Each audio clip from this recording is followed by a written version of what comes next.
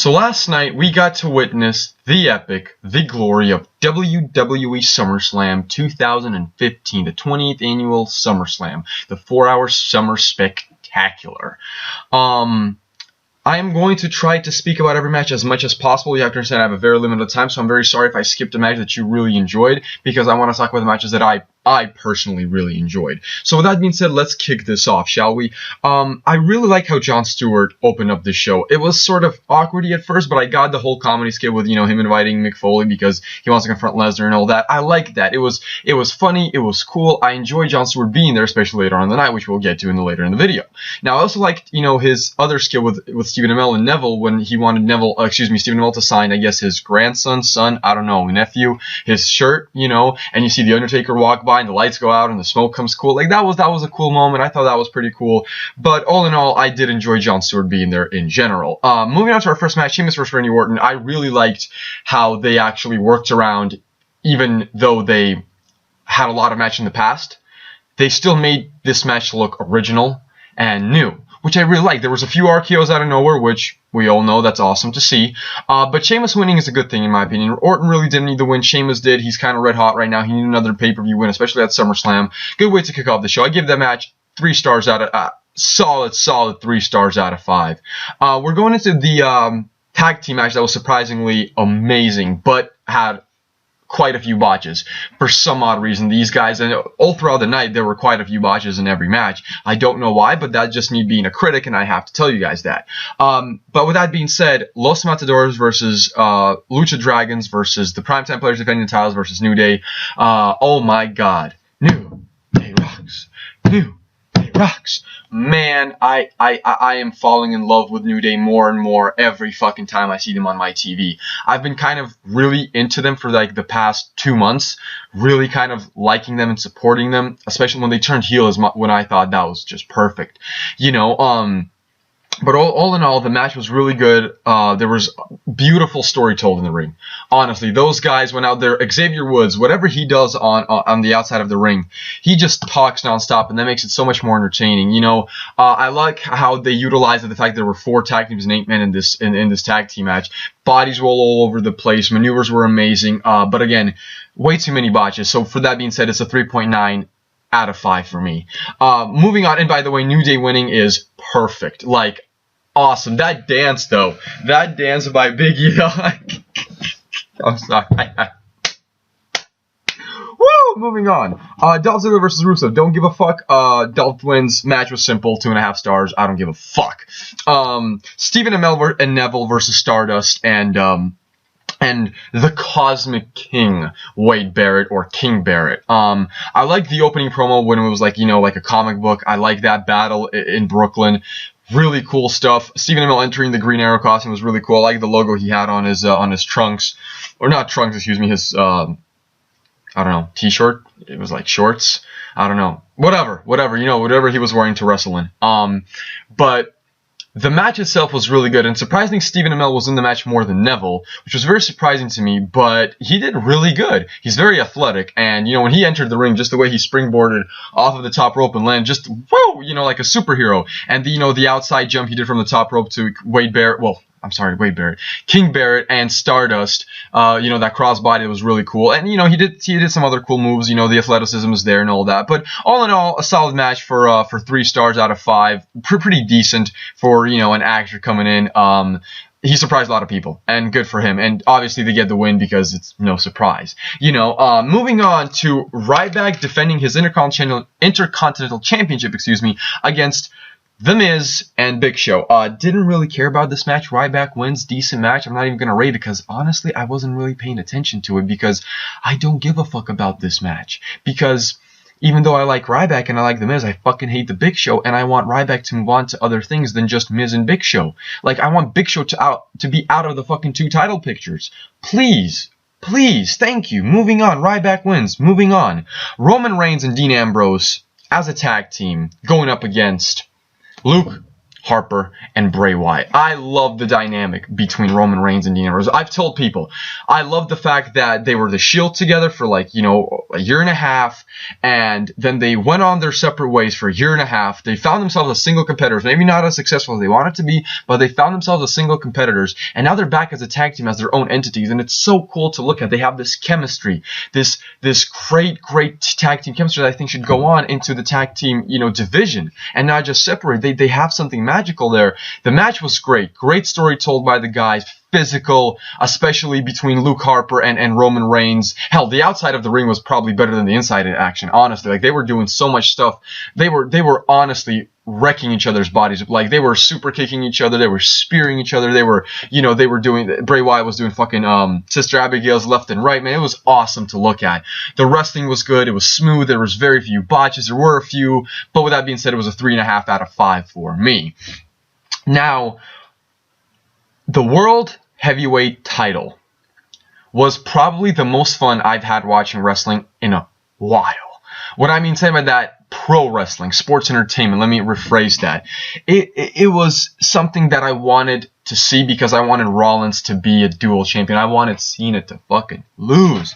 And even though that there's still a chance that he might win in general, I still don't believe so, because I think we've had enough, and the people are heard right now. Rollins has been world champion for 5 months, and he's gonna go on, baby.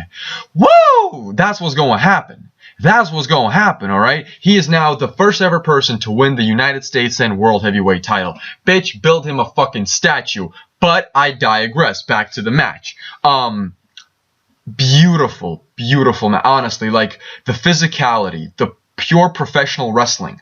Unfortunately, the botches were noticeable, especially by Cena. My God, Seth Rollins doing crazy ass shit. I swear to God, Seth Rollins is the full package, alright? When you look at him, when he from NXT to Shield to Tag Team Champion to joining the Authority to Money in the Bank to World Heavyweight Cash-In at the main event of WrestleMania. Just everything about Seth, the heel champion, the look, that he never shuts up. Something about him is just so good in that ring that he is perfect to be champion. A lot of people said Dean Ambrose is going to be the guy. Then they were like, Roman Reigns is going to be the guy. But Seth Rollins was supposed to be the guy all along. Looking at it now, I'm like, man, how was I so stupid? Like, he was the guy all along. And we're seeing pure perfection in that ring when Seth Rollins steps in there. He's a guy that WWE can rely on to be a healthy World Heavyweight Champion and a good heel or baby, whatever they need him to be. And it's working. And he whooped Cena's ass. The match gets 4 stars from me. Even with the botches, it was a great match, especially the ending with Jon Stewart. Man, he was like, I'm gonna hit Cena, I'm gonna hit Rollins, I'm gonna hit Cena, I'm gonna hit Arnold, I'm gonna hit Cena. You know what I mean? Like, he did it because of he's a pure wrestling fan. He's fed up with Cena too. You know, I cannot wait to see what Rollins is going to do tonight on Monday Night Raw, baby. Let's get this shit in, right? Then we have Team PCB, Paige, Charlotte, and Becky, my bad, versus Team Bad versus Team Bella. Great match, man. These divas, man, they're stepping it up. This is what I have to say about this. Absolutely incredible talent in that ring. I just wanna mention this. For some reason, the women are stepping it up so much that I am enjoying women's wrestling sometimes more than the men wrestling. I'm just saying, like, and that's a great thing. By the way, that suicide dive by Nikki Bella and Brie Bella, but especially by Nikki, girl, that was spicy. Girl, that was fucking spicy. Alright? That was fucking beautiful. That was a suicide dive I haven't seen in the WWE in fucking years. So props to you for that. Overall, I like the fact that Team Bella eliminated Team Bad, and it was not Sasha Banks and all that. It was, Tamina got pinned. And I like the fact that Becky Lynch won because it makes things interesting, because people were supposed to, it's Charlotte. Oh, no, it's Sasha Banks. But now it's Becky. So let's see where this takes it. Match gets 4.5 for me. Great match. A few botches, but every fucking match, I said, every fucking match had a few botches, and they were pretty noticeable. But I gave it, again, solid 4.5 stars. Really, really enjoyed this match. Going into the main event, Undertaker versus Brock Lesnar, 16 months in the making. This is what WrestleMania 30 should have been. This match was so goddamn good to look at, even though Undertaker's age is showing. the fact that he can still go at that pace with Lesnar, and I will address the things that happened after the match in a second, but it was so fun. It was just 20-some minutes of me loving sports entertainment. You know what I mean? Like, it was so magical with the choke slams that were actual choke slams from hell. You know, the tombstone, and then the kick out, and then Brock Lesnar sits up, and Undertaker sits up, and Brock Lesnar's laughing, and it goes, ah, and they just start beating on each other. The F5, by God, he broke that man in half. By God, he broke that man in half through that French table. Oh my freaking God. By God, these two people are putting themselves through Armageddon.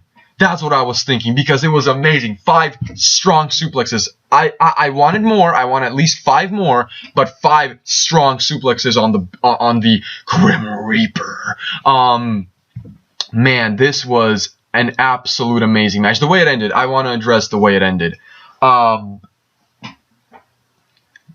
Undertaker tapped out. I don't care what anyone says. Undertaker tapped. I saw it right away.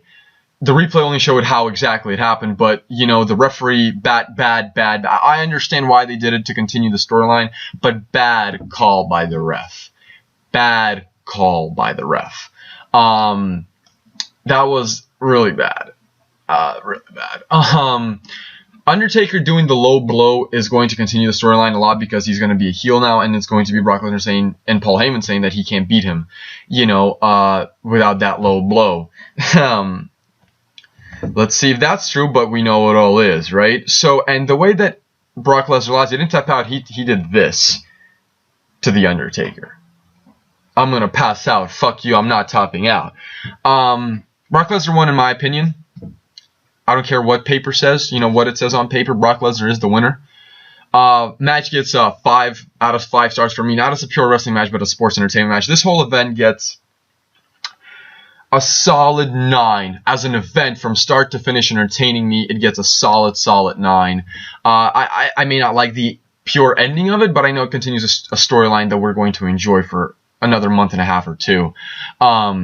So yeah, thank you guys for watching. Tell me what you thought about this pay-per-view event. Tell me about anything that you disliked and liked about this event. If you want to, give me your thoughts. I want your response, because, you know, thank you for watching my videos, but give me your opinion. I want to hear your thoughts. You know, by the way, I could have mentioned all the cake and pussy and ass in this, but I try to keep it professional. Okay? Okay.